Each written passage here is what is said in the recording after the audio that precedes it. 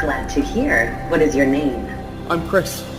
Welcome to the future of robotics. మన daily లైఫ్ని మనం ఊహించని విధంగా సింప్లిఫై చేయడానికి లండన్లో ఉన్న ఇంజనీరింగ్ ఆర్ట్స్ అనే కంపెనీ క్రియేట్ చేసిన కట్టింగ్ ఎడ్జ్ క్రియేషనే అమ్మికా ద రోబోట్.